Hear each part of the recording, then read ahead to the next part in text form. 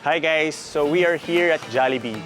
So andito tayo para subukan yung whole menu ng Jollibee kasi meron tayong mga kaibigan from Singapore like Zermat, Neo, shoutout, na sinubukan niyang kainin yung whole menu ng Jollibee in one sitting.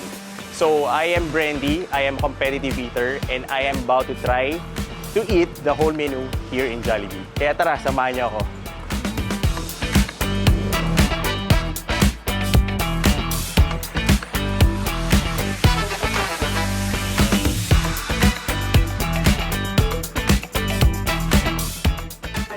Po? Sige. Okay. Thank you so much po. Okay guys, nakapag-order na tayo and look at this. Ito na yung total amount ng ating in-order. Tapos andyan na lahat ng nakalista. So, let's get it done. Okay guys, so nandito na sa harapan natin. So, ready na natin ito kainin. Ito na yung 2,500 plus worth na orders natin for the whole menu ng Jollibee. Well, meron pa namang ibang mga pwedeng i-order, pero dito, parang na-order naman na namin lahat from burgers, chicken burger, lahat ng sandwich nila.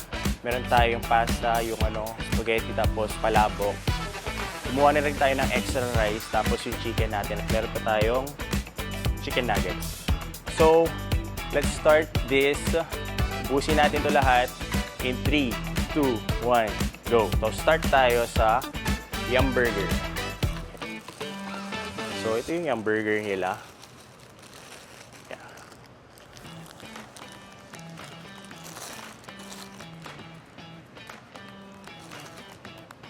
Masarap yung dressing, ha. Medyo,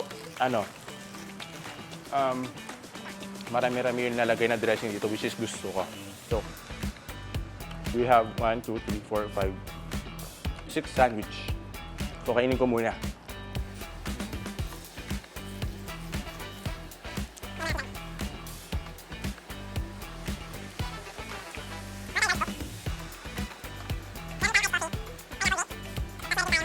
So, okay na yung burger. Next, move tayo sa chicken sandwich. Ayan. So, first time ko itong gawin.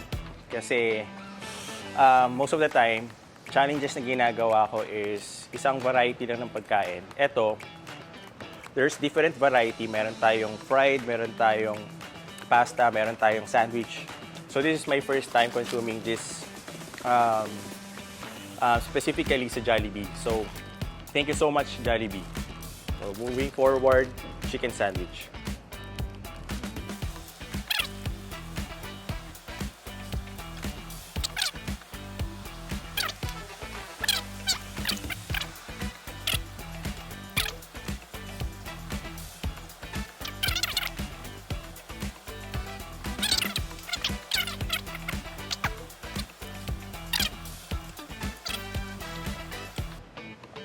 Sa mga gusto pa lang gumawa nito, alam ko naman marami dyan.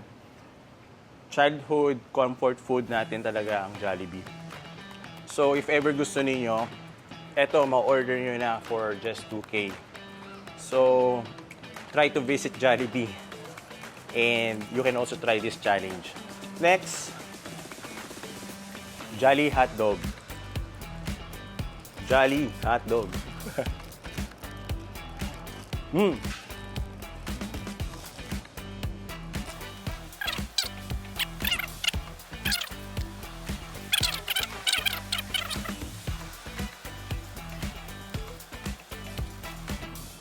Next one,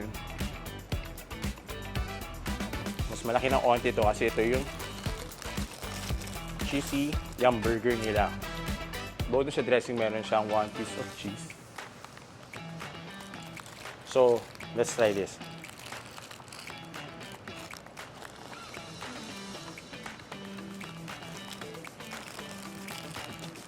Mas gusto ko ito kasi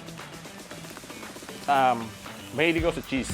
So, okay yung blending ng niya, dressing niya, yung burger patty, tapos may cheese pa na kasama. Yan.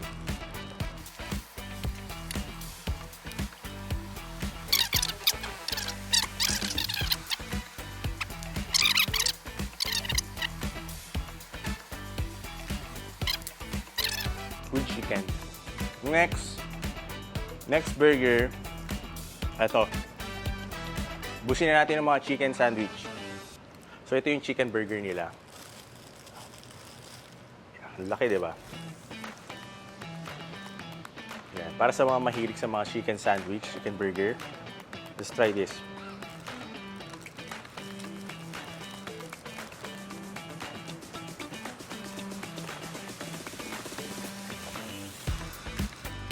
Pag titingnan ninyo, parang siyang dry, pero nung kinagat ko, saktong-sakto lang kasi juicy din naman yung loob ng chicken. Which is perfect, di ba? Ma-intimidate ka doon sa itsura niya kasi parang tuyong-tuyo eh. Tapos sinin ako kasi parang onti lang din yung dressing. Pero nung kinagat ko, juicy.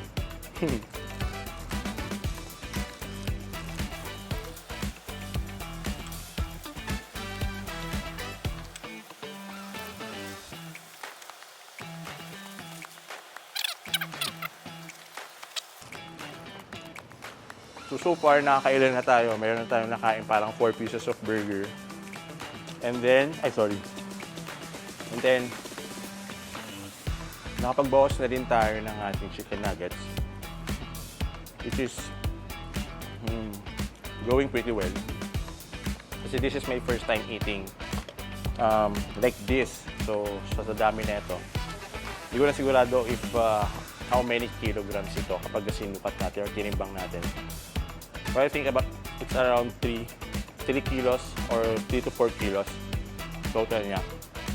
This is okay lang kasi di tulad siya ng mga ibang challenges. Ito, iba-iba yung variety ng kinakain ko. So, basically, iba-iba yung nilalasahan ko which can make me stay longer in eating and consuming lots of amount of food. So, busin ko na to, tapos try na natin mag burger steak.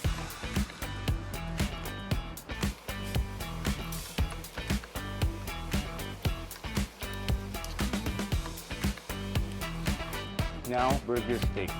Ayan o. Dadagdagan ko ng rice yan kasi parang mas masarap pag gusto mo eh. Wala natin rice. Tapos, lalagyan na rin natin ng extra gravy.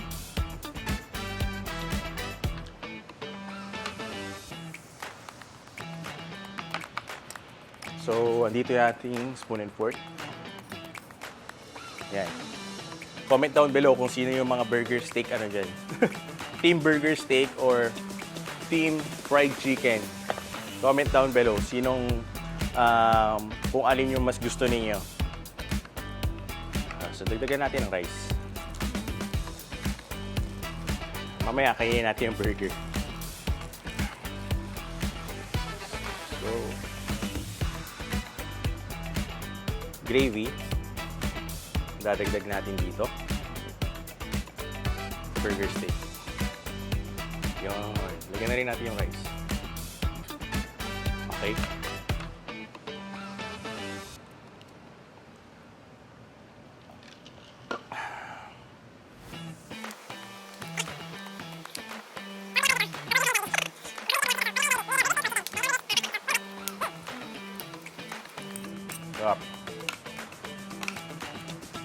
Kwento ko lang guys, kasi dati, bago pa, nagba-bodybuilding kasi ako. So dati, bago ako pumasok sa diet, isa sa mga comfort food ko is burger steak. Which is kanina pagkwentuhan namin dito yung yung ultimate burger steak. Ang sarap nun kasi mixed of burger patty, fries, tapos ang sarap ng sauce niya. Talagang natutunaw sa bibig eh. So, sa mga nakasubok dyan, kayo makapagpatunay na masarap talaga yon. So, pangalawa, busin na natin to.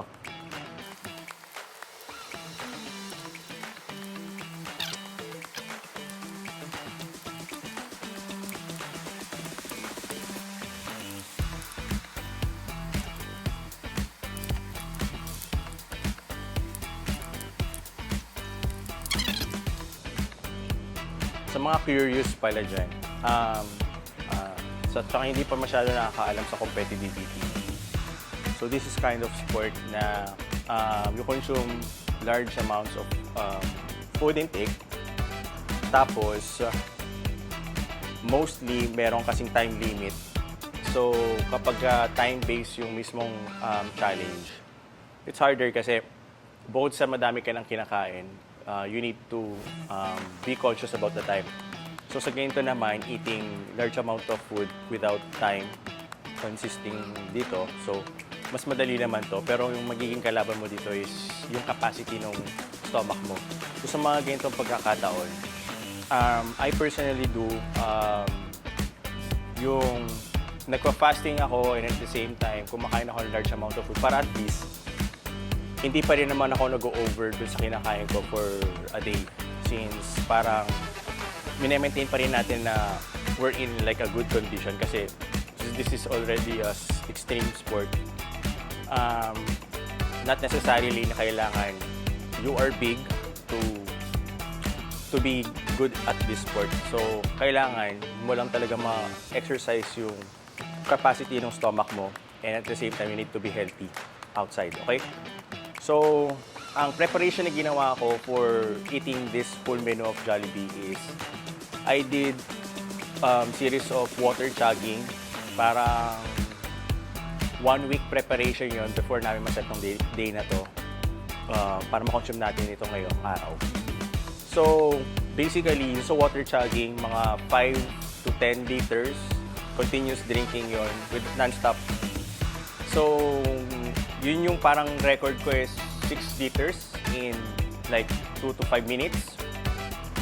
Hanggang sa parang nakasanayan ko na siya tapos medyo umangat siya para about 8 liters within 2 to 5 minutes pa rin. And aside from that, kailangan mo pa rin sanay yung katawan mo na meron siyang nakalagay na solid food. So, previous days, nag-try ako mag-challenge sa mga ibang resto. Kaya hopefully matapos ko to and confident naman ako na kakayanin ko itong maubos. So, busin ko na muna to and then let's try the spaghetti. Okay?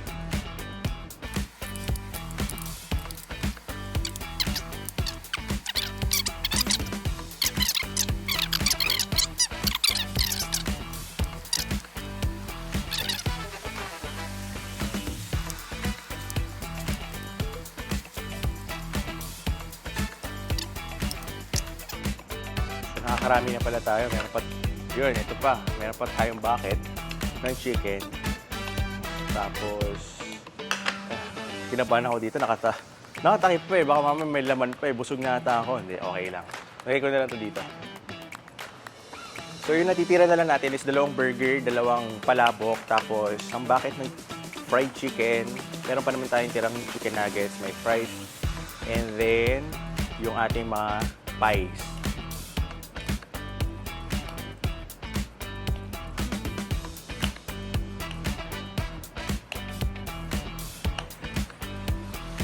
Ang nagustuhan ko sa Jollibee, bukod sa bubusugin ka na nila, bukod sa bubusugin ka na nila, dahil sa sarap ng mga menu nila, meron pa silang pasalubong para sa'yo na pwede mong iuwi sa family nyo. So, meron tayong mga pie, di ba? So, Jollibee lang may ganyan.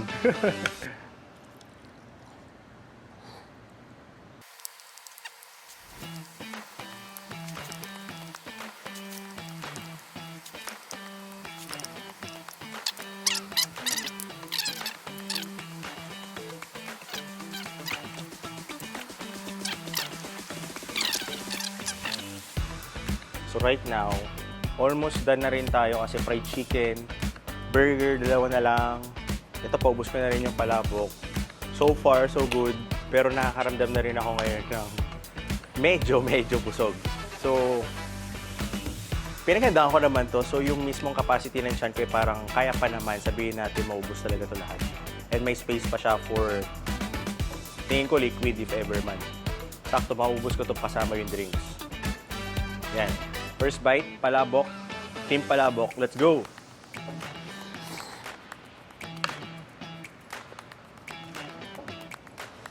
Okay. Parang mas gusto ko yung palabok. Parang mas gusto ko nga yung palabok. Mas madalas din naman talaga itong pine-prepare sa household namin. Especially nung bata pa ako. So, madalas ito niluluto ng parents ko. May mom, shout out.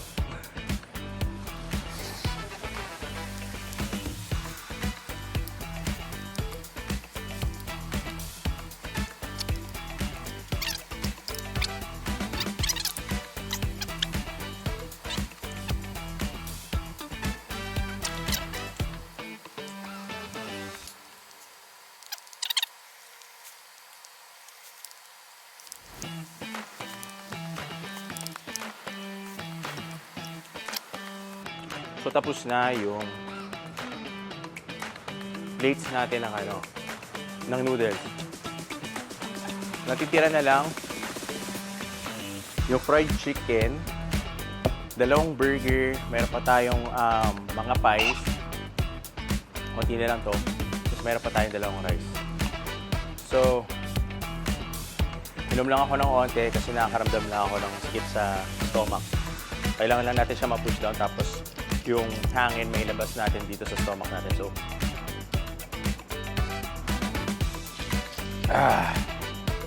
So medyo naumay ako dun sa noodles natin kasi doon na medyo napupuno yung pituha ko or yung stomach natin. So pahinga lang ng onte tapos proceed tayo sa burger. Okay? Pa pala tayong rice. Mamaya gamitin natin to for the chicken. Pero hawakan na lang natin kasi firm naman yan. So let's try yung may pineapple para iwas umay. So let's try the aloha. Sana yun? Ito ba yun? Okay. Ito yung chop. Ito. Big burger chop. Ito. Ito. So this one is... Okay, ito nga. Nakita ko na. So mabigat. Ang laki oh. Parang mas malaki pa yung patty niya kaysa sa bun. So kinabahan ako ng onte. Pero let's see kung anong lasa niya kasi meron siyang pineapple. So sa pizza may Hawaiian. Ito naman may aloha. Let's go.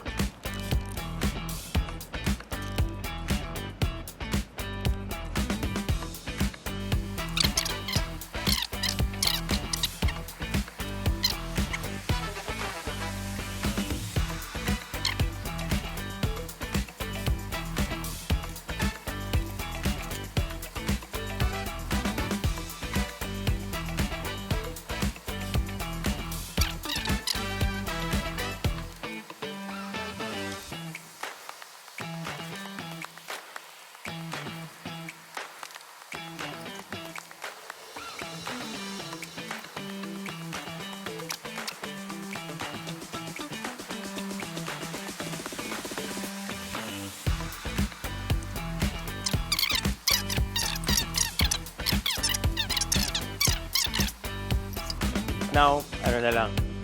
Fried chicken na yung natira. Tapos, meron pa tayong mga pie. So, tikman lang muna natin. Bago natin kainin yung fried chicken. So, let's try this peach mango pie. So, buksan natin. Gawin natin ginagawa nila. Ayan. Yun o, kita nyo naman yung feeling, di ba? So,